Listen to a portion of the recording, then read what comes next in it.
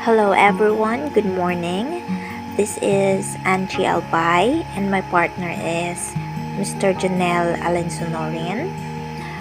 Our subject is production management and we are assigned to discuss to you the week 1 topic, which is the introduction to production management, the input factors, conversion process and outputs, history of production system, the system approach, and the system flow. So please everyone, lend me your attention for I am now going to proceed. First, let us define production management. Production management means planning, organizing, directing, and controlling of production activities. Production management deals with converting raw materials into finished goods or products. It brings together the 6 M's, the men, money, machines, materials, methods, and markets to satisfy the wants of the people. In economics, factors of production, resources, or inputs are which is used in the production process to produce output, that is, finished goods and services. The utilized amounts of the various inputs determine the quantity of output according to the relationship is called the production function. A production function relates the input of factors of production to the output of goods. In the basic production function, inputs are typically capital and labor, though more expansive and complex production functions may include other variables such as land or natural resources. Next is the system approach. System approach is a line of thought in the management field which stresses the interactive nature and interdependence of external and internal factors in an organization. A systems approach is commonly used to evaluate market elements which affect the profitability of a business. Production utilizes flow patterns. Flow pattern means the system to be adopted for the movement of raw materials from the beginning and up to the end of manufacturing. The overall objective of the flow pattern is to plan for the economical movement of the raw material throughout the plant. Production management, thus, is assigned with the following task: specifying and accumulating the input resources, such as the management, the men, information, materials, machine, and capital. Designing and installing the assembly or conversion process to transform the inputs into output, and coordinating and operating the production process so that the desired goods and services may be produced efficiently and at a minimum cost.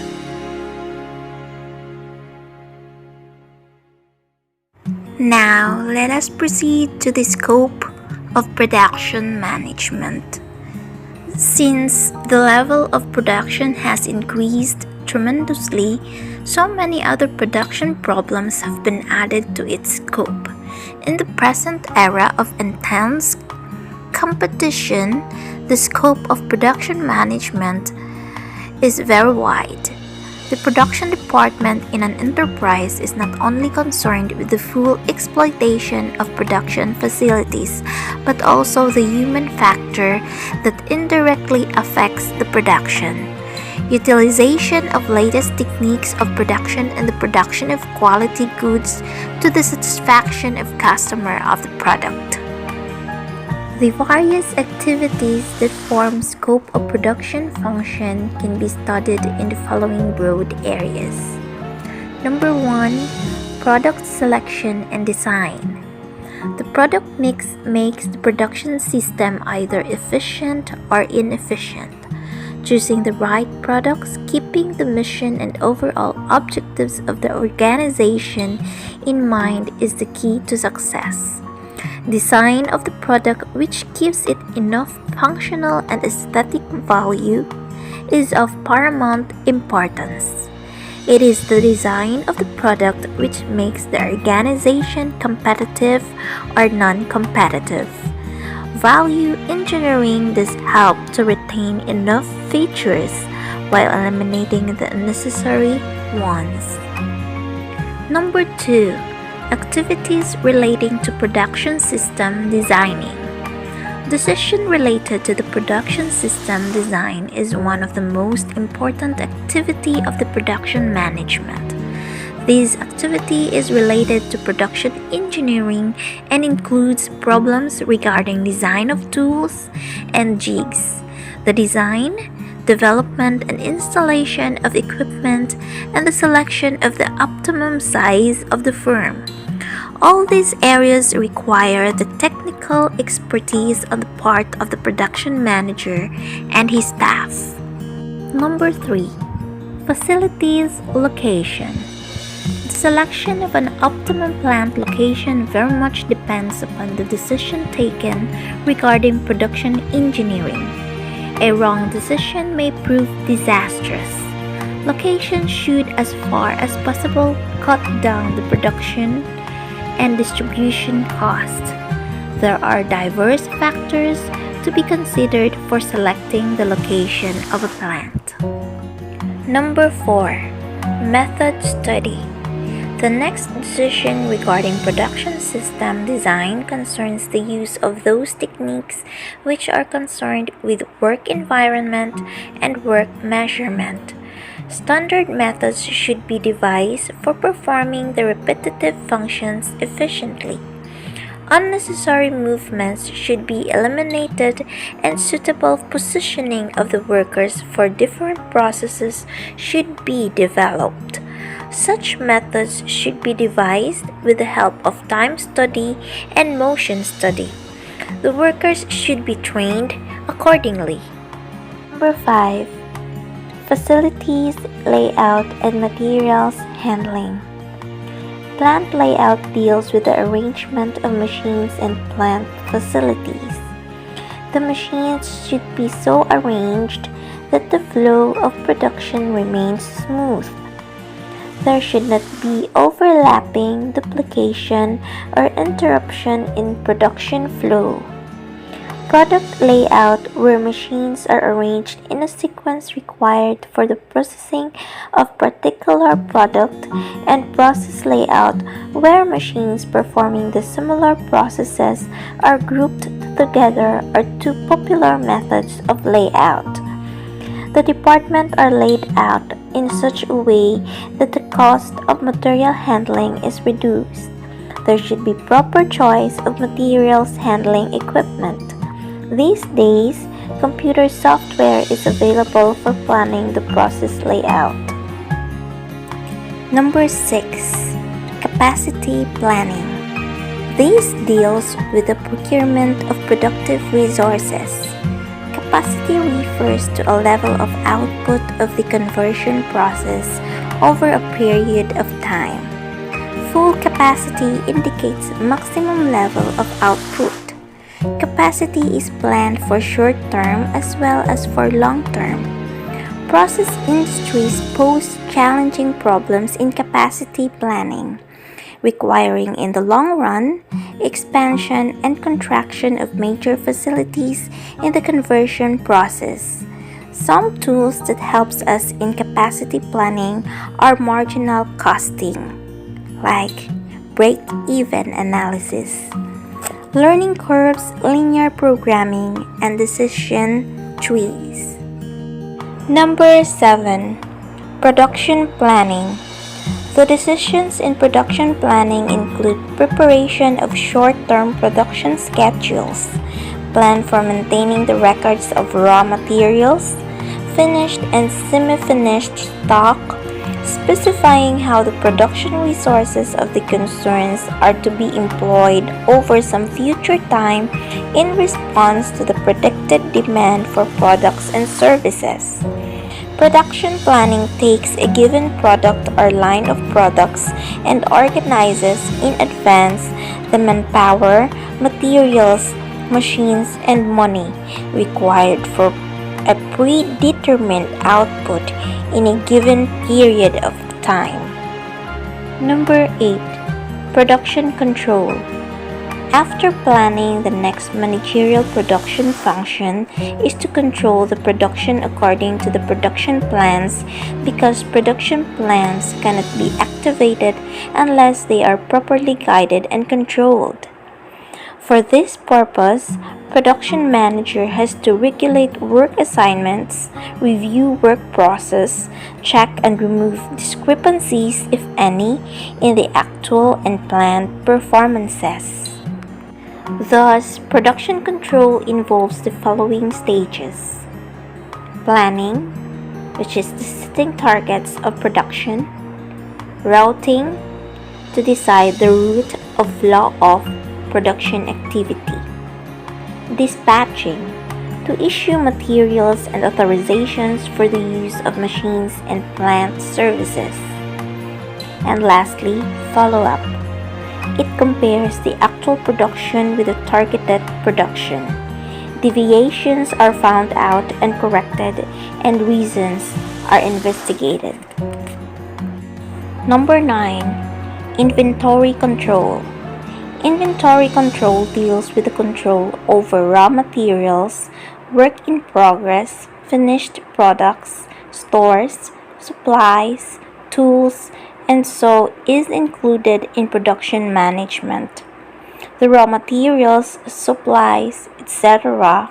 should be purchased at the right time, of right quality, in right quantity, from right source, and at the right price. These 5 R's consideration enables the scientific purchases. Again, the 5 R's are right time, right quality, right quantity, right source, and right price. The production manager has to look after the inventory control activities at 3 levels. Number 1. Control of inventories such as raw materials, purchased parts, finished goods, and supplies through the inventory control technique. Number 2. Control of flow of materials in the plants through the technique of judicious purchasing. Lastly, number 3. Control of work in progress through production control. Number 10. Quality control. The other important decision taken by the production manager concerns quality control. Product quality refers to the composite product characteristic of engineering and manufacturing that determines the degree to which the product in use will meet the expectations of the customers. Quality control can be ensured through the techniques of inspection and statistical quality control. Number 11. Maintenance and replacement.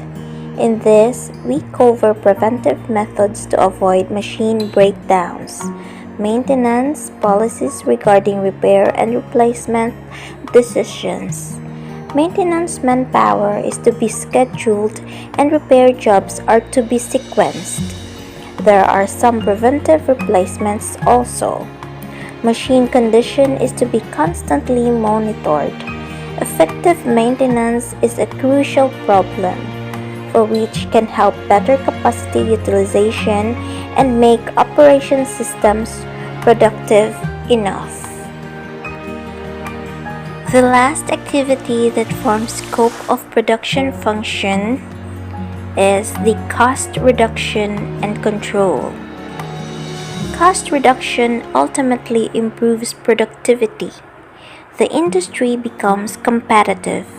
Essentially, cost reduction and cost elimination are productivity techniques. value engineering, budgetary control, standard costing, cost control of labor and materials, etc., help to keep cost optimal. Now, let us proceed to our next topic, the production process system. First, let us define production process. A production process is the method of using economic input or resources like labor, capital equipment, or land to provide goods and services to consumers. The production process typically covers how to efficiently and productively manufacture products for sale to reach customers quickly without sacrificing the quality of the product. There are many different types of production processes business can follow, according to their manufacturer goals, production numbers, and technology tools or software systems. Now let us define the word system. So system is a set of principles or procedures according to which something is done, an organized framework or method. Now, let me show you this figure which explains the production process of an organization. There's the input, which is the information, the management, the material and land, the labor and capital. And the process, it will be processed by the organization for transformation into output, which is the goods and services. Let's move on to the history of production system. Operation and production management is not a new concept. In fact, its history dates back to the late 18th century, beginning just prior to the Industrial Revolution and continuing into the 21st century. Operation and production management has continually developed, allowing for greater and greater production efficiency. Management students and practitioners will benefit from understanding these developments.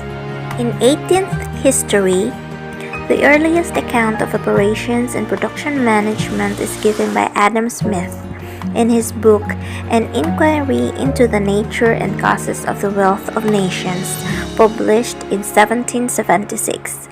In this work, Smith explains how the division of labor allows for more efficient production.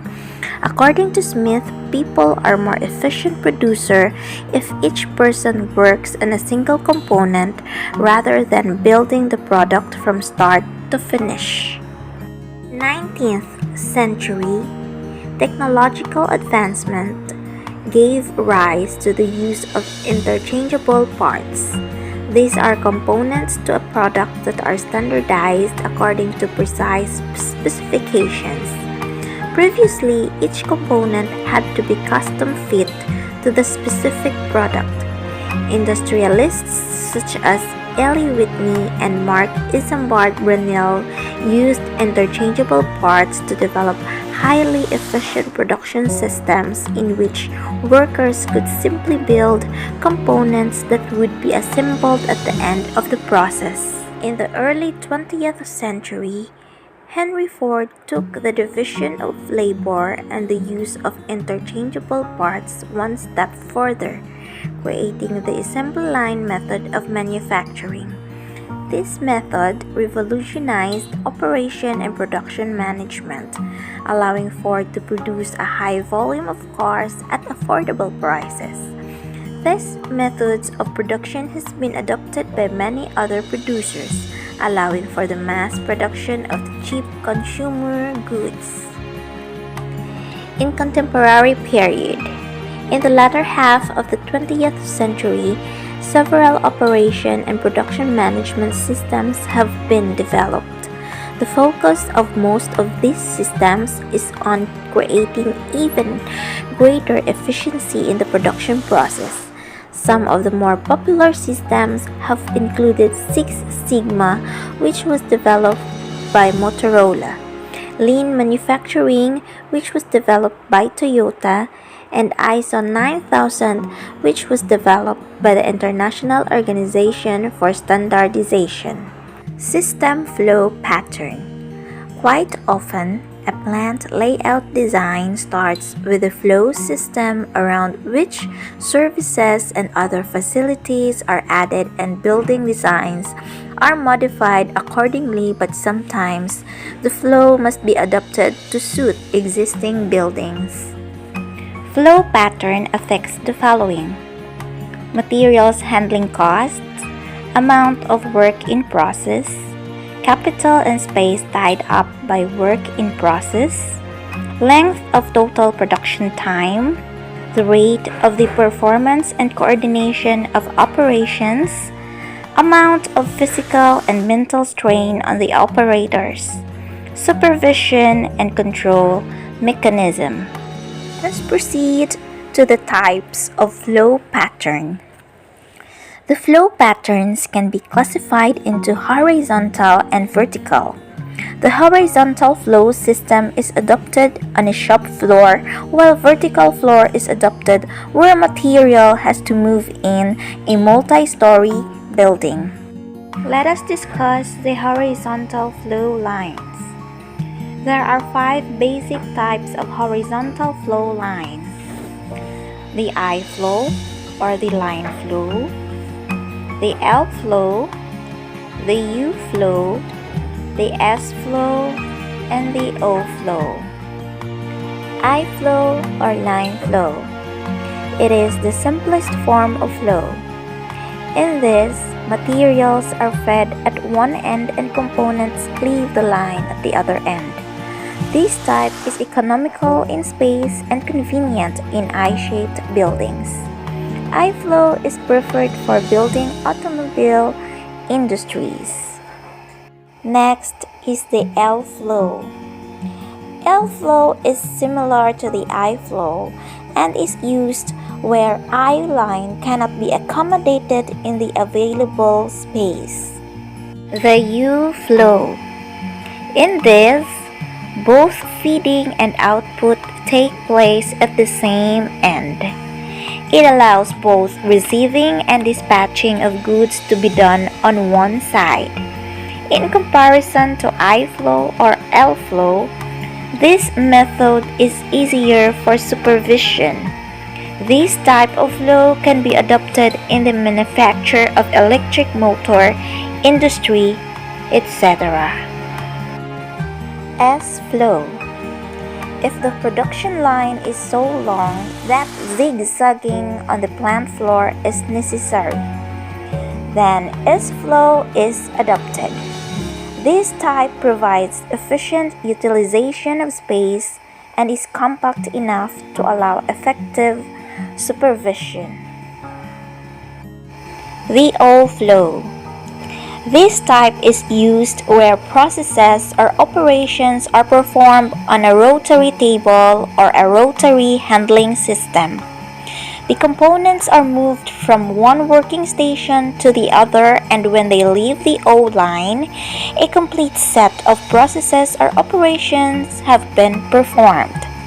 The components are inspected before they are moved on to a second line for an additional series of processes or operations or to an assembly line. O-flow can be adopted by industries manufacturing electric bulbs. The second flow pattern is the vertical flow lines. This type of flow is for multi-story buildings. In order to have the materials handling systems and control mechanisms to operate effectively, following 6 basic aspects of vertical flow systems are in use. The 6 basic aspects of vertical flow systems are: number 1, processing downward or upward. Number 2, centralized or decentralized elevation. Number 3, unidirectional or retractional flow. Number 4, vertical or inclined flow. Number 5, single or multi-flow. And the last is the flow between buildings. Processing downwards or upwards. In downward processing, the material are fed from the top floor, and in upward processing, the materials are fed from the bottom floor while the finished product is received at the top floor. In processing downward, much gravity handling systems such as ruler lines, chutes, pipes, buckets, hand-operated lifts, etc. can be used. These are economical in installation, operation, maintenance, etc. Centralized or decentralized elevation. In a centralized elevation, all the material handling devices are installed at one central place of the building. Therefore, this system is economical in supervision and maintenance. It sometimes reduces installation cost also. This method is usually employed when the flow on each floor is a U-flow. A decentralized elevation method is more costly in installation, maintenance, and space, but by this method, handling on each floor can be greatly reduced and more flexibility in design of the flow lines is possible. Unidirectional or retractional flow. In retractional type of flow, material has to come back on the floor which had already passed previously. This is done purposely to achieve better utilization of available space and machines. Vertical or inclined flow. This type of flow is more economical and carried on with material handling devices such as elevators, chutes, buckets, etc. In addition, inclined flow may also be carried out by conveyor belts as used in coal handling plants and chain system to move boiler grates, etc., and similar other tasks. The single or multi-flow. In a single flow, there is only one flow line of materials, while in multi-flow, there will be several flow lines and all these feed one assembly line. The last vertical flow lines is the flow between buildings. When one production line is executed in several adjacent buildings, the flow of goods may be achieved either on an elevated floor or a ground floor. Ground floor is cheaper but requires more handling than an elevated floor. Elevated flow frees the ground for traffic and storage purposes.